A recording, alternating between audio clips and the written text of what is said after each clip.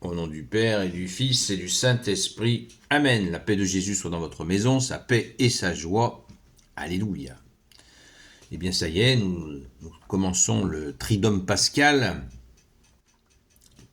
Donc, Triduum, trois jours.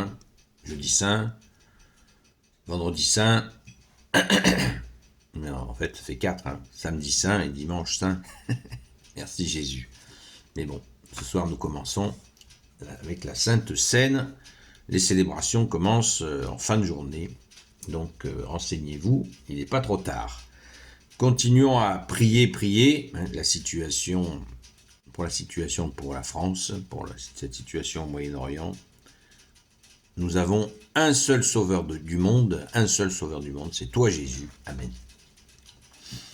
Nous lisons le Saint-Évangile selon Saint Luc, chapitre 4, versets 16 à 21, que ta parole, ô Jésus, rentre dans mon esprit, que ma bouche proclame ta parole et que mon cœur l'accueille. Amen. Jésus vint ainsi à Nazareth où il avait grandi. Il se rendit à la synagogue, comme il avait coutume de faire le jour du sabbat, et il se leva pour faire la lecture.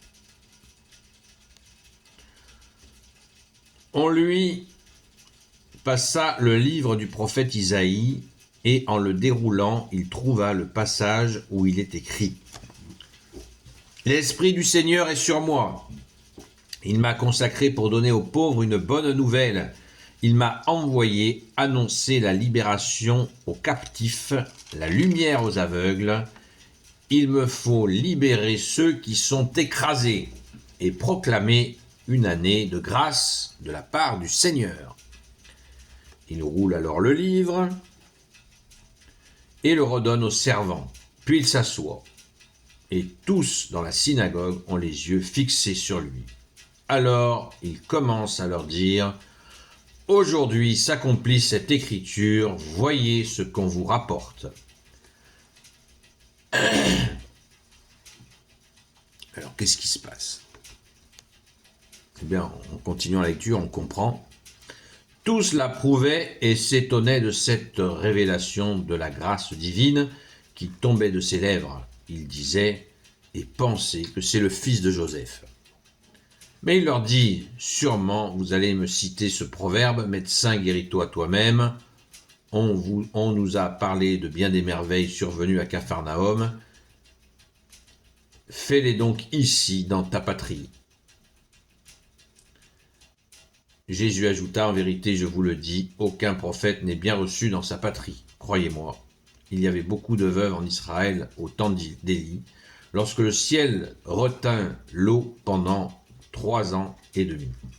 Il y eut une grande famine dans tout le pays. Cependant, Élie ne fut envoyé à aucune d'elles, mais bien à une femme de Sarepta, dans le territoire de Sidon. Il y avait de même de nombreux lépreux en Israël au temps du prophète Élisée, et aucun d'eux ne fut guéri, sinon Naaman, le Syrien. En attendant cela, tous dans la synagogue sentaient monter leur colère. Ils se lèvent, le poussent hors de la ville et le conduisaient jusqu'à un ravin de la colline sur laquelle leur ville est construite pour le jeter en bas. Mais lui passe au milieu d'eux et il va son chemin.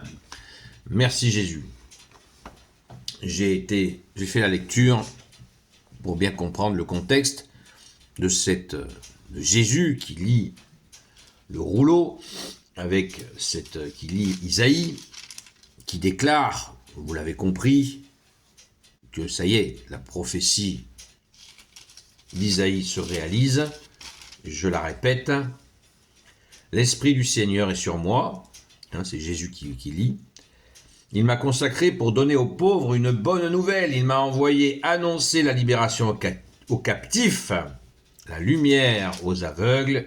Il me faut libérer ceux qui sont écrasés et proclamer une année de grâce de la part du Seigneur. Qu'est-ce que ça veut dire? Ça veut dire, le Messie est là. Le Messie est là, sous vos yeux. Et comme il est sur sa terre, la première réflexion qui est faite, c'est qu'il y en a qui sont émerveillés, évidemment. On voit les gens qui ont compris que ça y est, la prophétie se réalise. Et puis, il y a ce que l'on appelle les rabat-joie, hein, qui rabattent la joie, et qui disent, et là il nous est dit, verset 22, tous l'approuvaient et s'étonnaient de cette révélation de la grâce divine qui tombait de ses lèvres. Ils disaient et pensaient que c'était le fils de Joseph. Mais là, tout de suite après, les rabat-joie et puis ceux qui se sont immédiatement inquiétés pour leur pouvoir sur le peuple. Et oui, même si la révélation a lieu, ils n'y croient pas. Ils ne veulent pas y croire parce que leur cœur s'est fermé à l'amour de Dieu, donc ils ne sont plus en capacité d'accueillir l'amour de Dieu et leur tronche a pris le dessus. Leur esprit étriqué a pris le dessus et ils le rejettent, ils se moquent de lui. Et puis ça ira jusqu'à la crucifixion, merci Jésus de t'être offert pour nous, jusqu'à faire assassiner Jésus par les Romains, parce qu'ils n'en avaient pas le droit. Donc on voit à quelle extrémité cela conduit.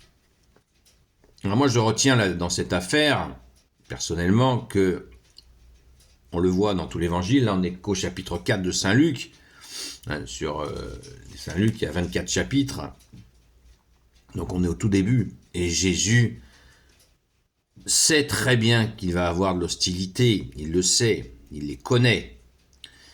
On connaît très facilement les gens qui vous sont hostiles, ça se sent, et Jésus, plus que personne, l'a senti. Alors, il n'a pas reculé d'un millimètre. Pied à pied, il a avancé sans les provoquer, sans aller à l'affrontement, parce que Jésus avait 3 ans de vie publique à assurer. Et tout un travail de formation des disciples puis des apôtres, qu'il ne fallait absolument pas négliger, même sous la pression de ces gens-là. C'est immense, un immense travail que Jésus a fait, car il l'a fait en tant qu'homme, même s'il est Dieu, il l'a fait en tant qu'homme, et cela a dû être pour lui une grande souffrance. Pour toi, bien-aimé Jésus, cela a dû être très difficile de voir une telle hostilité, parce que être amour et déclencher de l'hostilité, c'est assez incompréhensible. Mais Jésus connaît les cœurs et les reins, et sait très bien qui pousse à la méchanceté. C'est Satan, l'adversaire, c'est la définition de Satan, ou le diable, qui veut dire diviseur. Moi j'admire tous ces moments où Jésus sentait la pression monter, et il n'a jamais reculé. Il leur a dit, face à face, qui ils sont, jusqu'à leur dire que votre père, c'est le diable. Donc, nous aurions bien besoin, dans notre société occidentale hyper corrompue, de gens qui disent face à face ce qui se passe. Toute la corruption, à l'heure où on parle, certains font des milliards sur cette tension fabriquée avec l'Iran, ce qui est un tout petit élément de la corruption généralisée de l'Occident. Ce qui ne veut pas dire qu'il n'y a pas de corruption ailleurs, mais là c'est le pompon. Alors prions sans cesse et pensons en cette entrée dans le Triduum pascal, dans ce jeudi saint magnifique que nous commençons. Prions sans cesse, ne nous arrêtons pas de prier. Ce soir, il y aura le lavement de pieds dans certaines églises, pas dans toutes. S'il n'y est pas, ne vous sentez pas peiné de cela. Vous savez que ça se pratique. Et en même temps, ce soir, nous allons être vraiment avec nos amis prêtres, avec eux, puisque c'est le sacerdoce que Jésus a créé à travers le jeudi saint. C'est la Sainte Messe qui est créée à travers ce jeudi saint. Et nous sommes dans cette joie profonde de ce repas où Jésus nous a donné son corps et son sang. c'est une joie immense, c'est la fête de l'Eucharistie ce soir. Et oui, nous fêtons l'Eucharistie ce soir. Alors, courons à la Sainte Messe. Moi, je crois qu'il y en a qui commencent à 18h, enfin, je connais des horaires, 18h, 18h30, des fois c'est plus tard. Et comme je l'ai dit hier, il y aura une veille qui sera organisée. Certaines églises resteront ouvertes pour nous permettre de venir aller prier avec Jésus, puisque Jésus a reproché aux apôtres de s'être endormis dans la nuit de jeudi à vendredi. Sachant très bien qu'il allait être arrêté le lendemain, Jésus aurait aimé qu'il l'accompagne en prière. Ils se sont endormis, Jésus s'est retrouvé seul. Alors, pensons ce soir à prier. Si nous pouvons nous déplacer à une église, c'est encore mieux. Si nous ne pouvons pas le faire, allumons notre bougie bénie par un prêtre et prions avec Jésus pour lui dire qu'on se souvient de ce soir.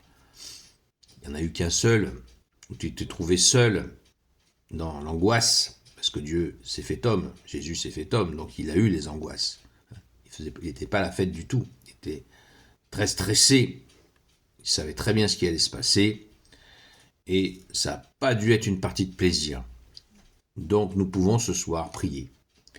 Prier avec toi Jésus pour dire à Jésus, je suis là avec toi ce soir, mais je me souviens que ça n'a pas été facile pour toi, et je prie avec toi. Nous le ferons tous en cœur à cœur avec toi Jésus. Amen. Gloire au Père, au Fils et au Saint-Esprit, maintenant et toujours, et pour l'éternité. Amen. Ô Jésus, toi qui peux tout et qui portes tout, toi le Sauveur, toi l'Emmanuel, je te confie toutes celles et ceux qui regarderont cette vidéo, ainsi que leurs proches, selon ta seule volonté, ô Jésus. Sainte Marie, Reine des cieux, toi l'Immaculée Conception, toi qui écrases le serpent, toi qui es la lune sous tes pas, toi notre Mère, Notre-Dame.